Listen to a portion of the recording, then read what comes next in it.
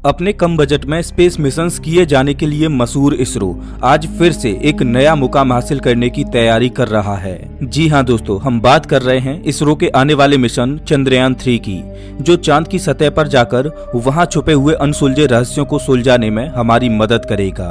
फिल्मों के बजट से भी कम बजट होने के बावजूद अपने स्पेस मिशंस को सफलतापूर्वक अंजाम देने वाली स्पेस एजेंसी के रूप में मशहूर भारतीय स्पेस एजेंसी इसरो ने वो कारनामे कर दिखाए हैं जिसने दुनिया भर के वैज्ञानिकों को सोचने पर मजबूर कर दिया।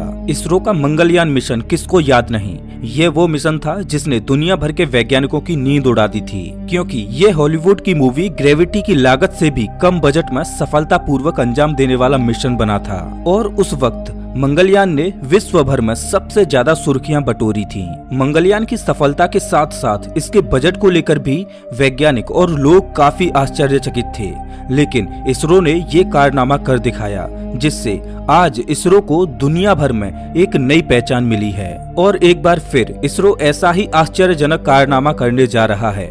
चंद्रयान 1 की सफलता और चंद्रयान 2 की आंशिक सफलता के बाद एक बार फिर इसरो अपने कदम चांद पर रखने की तैयारी कर रहा है, या यूं कहें कि बस अब चांद की ओर उड़ान भरने को तैयार है, बस इंतजार है तो सही वक्त का। दोस्तों, आज की इस वीडियो में हम चंद्रयान 3 से जुड़ी कुछ महत्वपूर्ण बातों को जानेंगे और जानेंगे कि कैसे ये मिशन इसरो के लिए बेहद ही महत्वपूर्ण है। नमस्कार दोस्तों, मैं हूं श्याम तोमर, स्वागत करता हूं आपका इस वीडियो में। साल था 2008 जब इसरो ने पहली बार मून मिशन लॉन्च किया।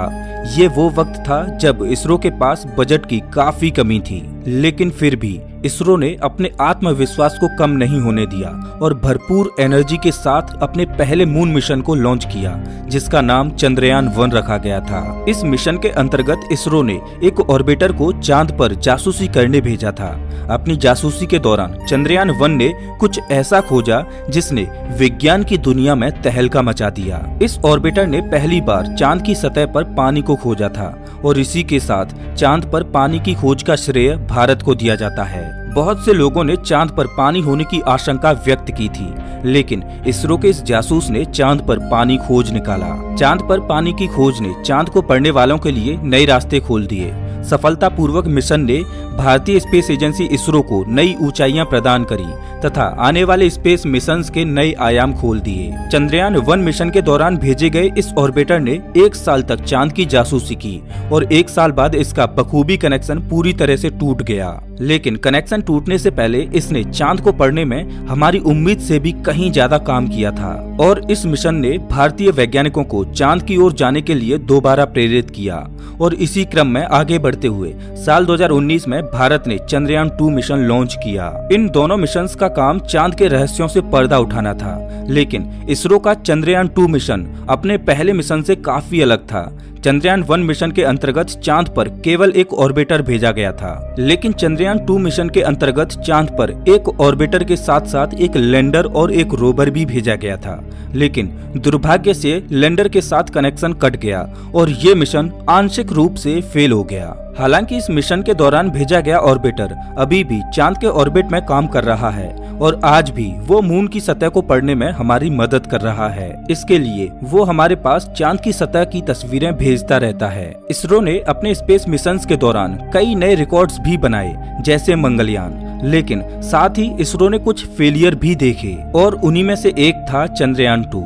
चंद्रयान 2 ने इसरो के लूनर प्रोग्राम को एक तगड़ा झटका दिया, लेकिन यहाँ भी इसरो का आत्मविश्वास कमजोर नहीं हुआ और अपनी पुरानी गलतियों से सीख लेते हुए इसरो अब आगे की ओर कदम बढ़ाने के लिए तैयार है। चंद्रयान 2 मिशन का उद्देश्य प्रज्ञान रोवर को चांद के साउथ पोल पर भेजना था, लेकिन लास्ट मोमेंट पर लैंडर में आई खराबी के चलते ये बुरी तरह से क्रैश हो गया। इसरो का प्राथमिक उद्देश्य लैंडर को लूनर सरफेस पर आसानी से लैंड कराना था और बाहर रोबोटिक रोवर से मिशन ऑपरेट कराना था। अगर ऐसा होता तो इसरो चांद की सतह पर सॉफ्ट लैंडिंग करने वाला चौथा देश बन जाता।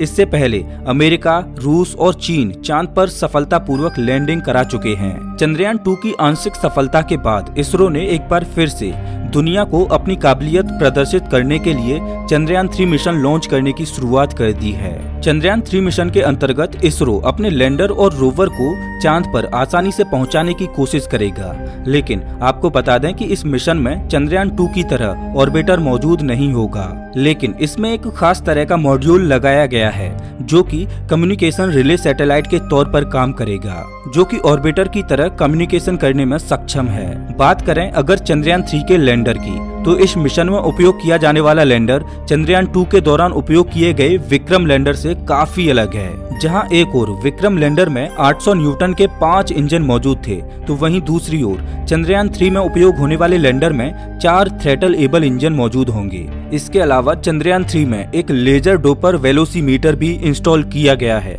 जो इस लैंडर को काफी खास बनाता है। इस इंस्ट्रूमेंट की मदद से लैंडिंग करते हुए लैंडर की स्पीड अच्छी तरह से डिटेक्ट की जा सकती है। इसके अलावा चंद्रयान 3 में यूज किए जाने वाली लैंडर के सॉफ्टवेयर और एल्गोरिदम में भी काफी चेंजेस किए गए हैं, जिससे कि कम्युनिकेशन और भी बेहतर हो सके। चंद्रयान 2 की कमी से सीख लेते हुए इसरो ने चंद्रयान 3 के लैंडर को बनाने में बहुत एफर्ट्स लगाए हैं। अब देखने वाली बात ये होगी कि हमारे वैज्ञानिकों द्वारा लगाए गए ये एफर्ट्स कितने कारगर साबित होंगे। जिस हिसाब से हमारे वैज्ञानिक इस मिशन को बनाने के लिए दिन रात मेहनत कर रहे हैं, उस हिसाब से इसकी सफलता के कयास अधिक लगाए जा रहे हैं। इस मिशन को 2022 के अंतिम महीनों में या फिर 2023 में लॉन्च किया जाएगा। हालांकि सबसे पहले इस मिशन को 2021 में लॉन्च किया जाना था, लेकिन कोरोना वायरस के चलते इस मिशन को आगे के लिए टाल दिया गया। चंद्रयान 3 मिशन का बजट लगभग 900 करोड़ के करीब बताया जा रहा है, जो कि चंद्रयान 2 मिशन के बजट से थोड़ा ही अधिक है।